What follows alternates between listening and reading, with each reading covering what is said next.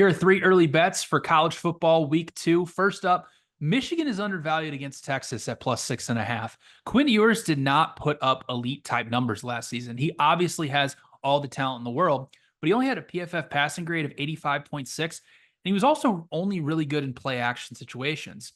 His PFF passing grade on play action was 90.9, but in non-play action plays, it dropped all the way down to 71, and 16 of his 22 touchdown passes came off of play action. Why is that important? Because Texas's main running back, CJ Baxter, is out for the season. So if they're not able to run the football effectively, then Ewers can't get into those good play action type scenarios where he is so elite.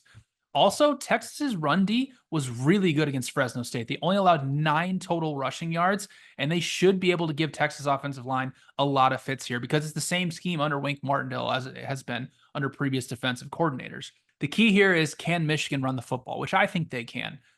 They do have Donovan Edwards back, who averaged over 4 yards per carry last season, and Michigan is also going to try to control the clock. They ran a play every 31.9 seconds against Texas, which is actually slower than they were playing last season.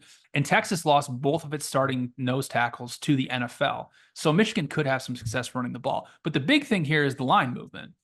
This line was available all summer, and Texas was a 3.5-point favorite. And now, after they beat Colorado State 52-0, and Michigan struggles early on against a good Fresno State team, suddenly the line jumps 3 points.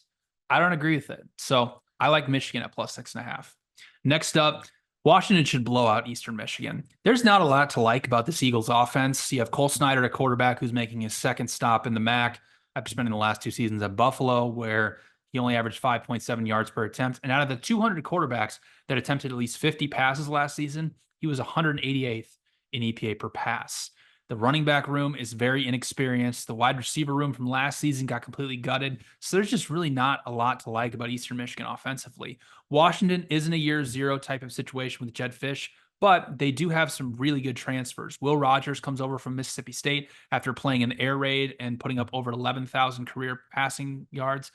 But he's going to be in more of a pro-style offense as opposed to the air raid. And the pressure is honestly not really going to be on him to throw the ball 40 to 50 times a game because Finch brought over Jonah Coleman from Arizona, who last season was electric, averaged 6.1 yards per carry and averaged over 5 yards per attempt after contact, which was the best mark in college football for any running back that had over 100 attempts. The Eastern Michigan run defense wasn't that great last season, 105th in rushing success rate allowed.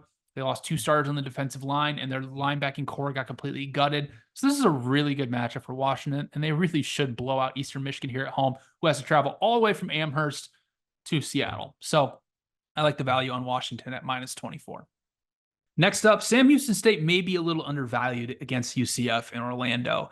Sam Houston State might have been the most impressive team in week 1. They won outright at Rice 34-14 as 10-point underdogs. And it's because they have a pretty good offense. You know, they brought back 8 starters from last season. The main running back and basically all the main wide receivers and 4 starters on the offensive line are back. They just needed to find a quarterback, and they may have found one here in Hunter Watson, who led Iowa Western to a junior college national championship in 2023. Watson was pretty effective in that first game. He averaged over 8 yards per attempt, and having all the receivers from last year back is really, really key for him. The biggest thing for Sam Houston is, can they run the ball, control the line of scrimmage, and potentially control the clock? They did that against Rice. Not so sure they're going to be able to do it here against UCF, but even if they're able to get off a couple chunk plays that can keep the clock moving, it gives them a decent advantage. Gus Malzahn has a great offense with KJ Jefferson and RJ Harvey running the read option. It's going to be very difficult for Sam Houston State to stop, but they showed in their first game that they can stop the run and they can be pretty stout up front. They held Rice under 50 rushing yards. They brought in a ton of transfers from last season, which their defense should make their defense a little bit better. And they were closer to the NCAA average and a lot of defensive rushing metrics last year. So I think Sam Houston State is a little bit live here after what they showed at Rice in week 1. So I like getting them at a key number of plus 24. Eat 'em up, Cats.